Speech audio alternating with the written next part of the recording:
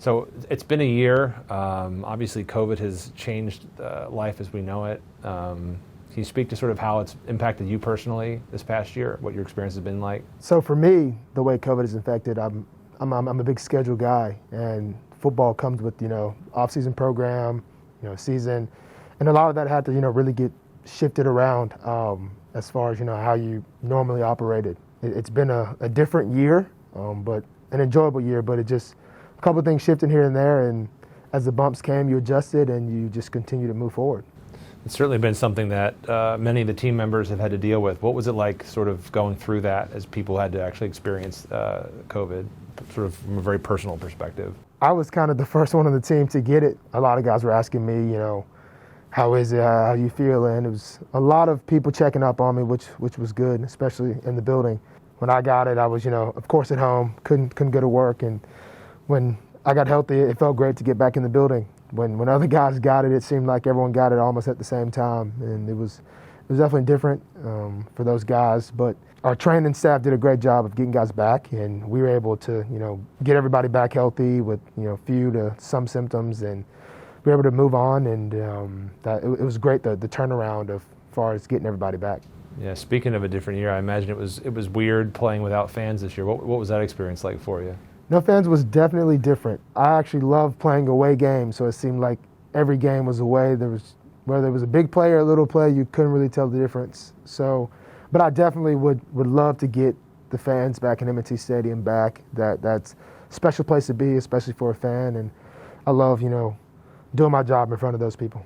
Yeah, one of the best ways, I think, to getting people back to the stands, getting it back to some sense of normalcy and life as we knew it before is to get the vaccine. So, we're grateful that you're being a part of this promotional effort to let people know that the vaccine's safe and it works. And why are you stepping up and being part of getting this message out there to Baltimore County residents?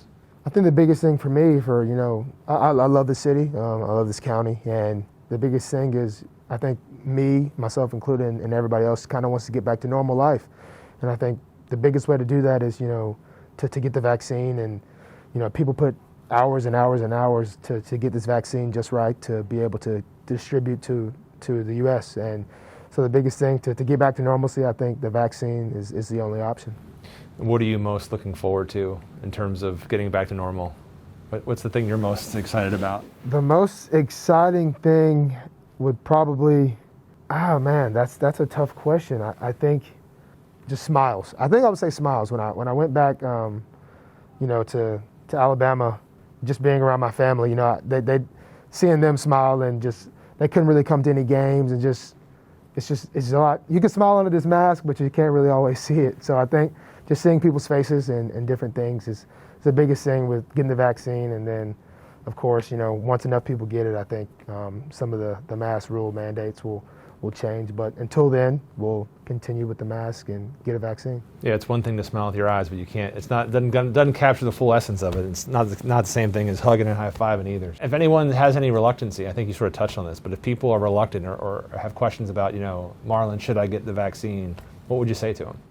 I would say definitely get it. There's a lot of different job titles in this world.